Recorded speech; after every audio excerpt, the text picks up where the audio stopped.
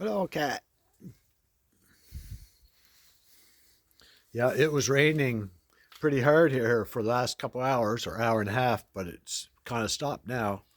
But anyway, just an update here. Um, I my guy I company I usually buy my parts from in the States. I phoned them, and in the listing he said this part's not available from Ferrari.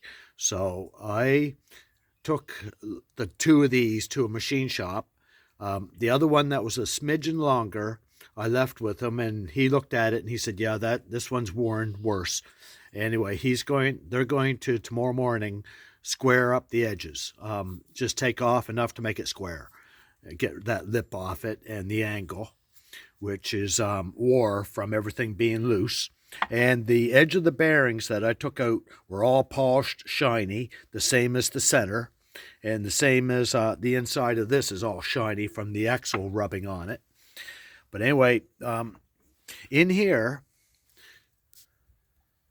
the in here it's like a sleeve with no no ridge for the bearing to hit on. The ridge is on the small bearing in there. This outer big bearing floats to wherever the system locks it in place. It moves. So it doesn't move after everything's tight. It just moves to wherever it lines up, and that's where it tightens. So on the other side here, there's you can see the lip where the small bearing goes in and hits against, and then the other piece that's clean is in the shop. I'm not going in there. But when this is off, on the other side of this is a lip that hits the bearing to hold it in place. So the inner bearing is pinched between these two. It can't move. And that's actually what holds the axle from going back and forth. So it tightens up.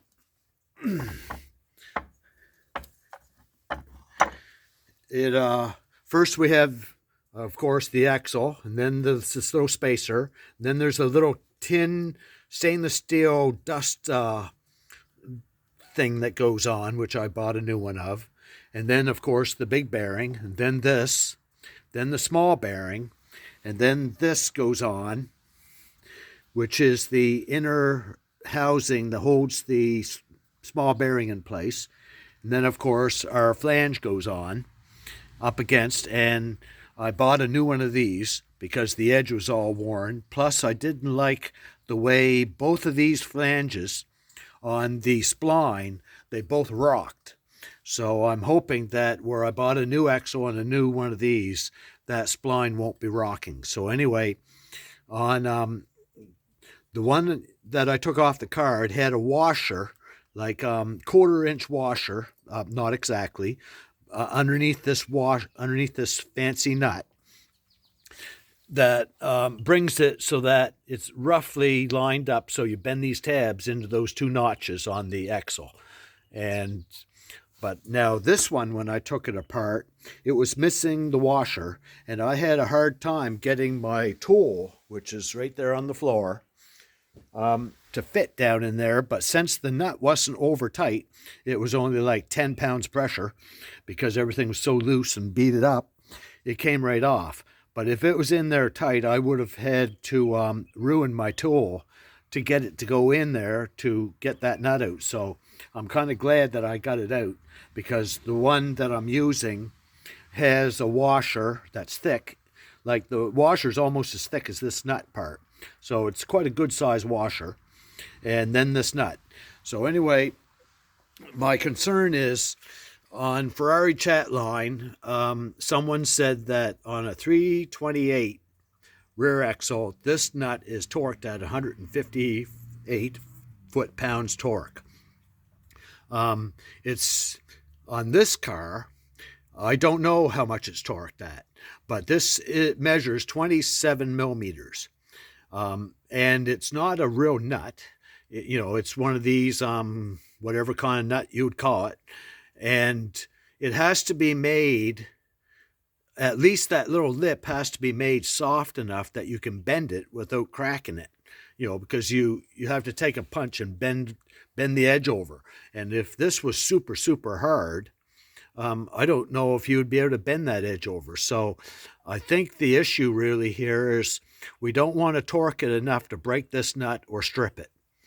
But I really don't know what it's supposed to be torqued at, and I'm not sure if the 328 has the same size axle. It might be 29 millimeters or even 30 or 32, which would bring it 30 pounds more. So that it's not going back together too quick, but and things are going to be a lot cleaner, and I'll be using a press. I have a press over at my mom's dad's press in his shop. I never got back over here yet. I'm a one note Johnny. I work on one or two things at once, and everything else has to be put on layaway, and I don't clean up behind myself. So it's kind of a bad way to be. But anyway, I'm not complaining, but I have a lot of things I should be bringing home and doing and cleaning up, and my priority list is kind of warped out too. But anyway, I should be fixing up a house, but if I fixed up the house, the only reason why I'd want to fix up the house would be to sell it. And then what do I do? Move back home with Mom? Well, I could, maybe that would be the smart thing to do. But anyway, I like it out here in the country. I don't need a 6-bedroom house, but I like it out here. I actually live here because of the barn, not because of the house. I like old houses, but I like the barn. I like lots of space. So anyway, I think my concern really is how tight does that tighten? And I believe this will work, because if the whole assembly is moved in just a smidgen, the only thing that really matters is the emergency brake hub doesn't scrape on here and still lines up with the merchandise that's down here to operate the cable and misses the hub. And when the nut goes on with the washer, it lines up with with those little bumps, so you can push it in and bend it. Other than that, I guess the only other thing, like when you press this together, like I believe personally, you put the bearing in the housing. More frictions on the outside than the inside. So you put the bearing on the housing and the sleeve and the little bearing. But the problem is, it's a little awkward, but I saw on a video where someone did one of these, and he did it like this. He put the new bearing on this, and then he put the small bearing in the housing, and then he put this whole assembly in there with the spacer and pressed it together. So that means he may have did the proper job pressing this on the shaft with a pipe, down over, but he would have to strain the balls in the bearings to pull that through into here on the outer side.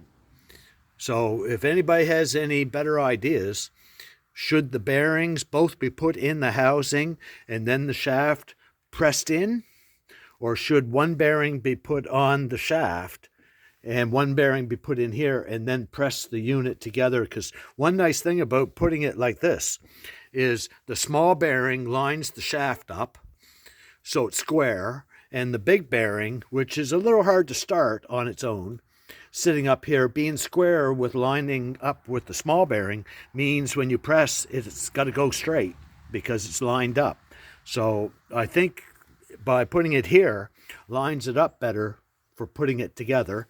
And maybe when you press bearings in nice and even with a press, it doesn't really strain the balls quite as much. I know hammering, when you hammer on a bearing to put it in, let's say you're putting that in there, you don't hammer here, like you don't hammer in the middle, you hammer on the edge.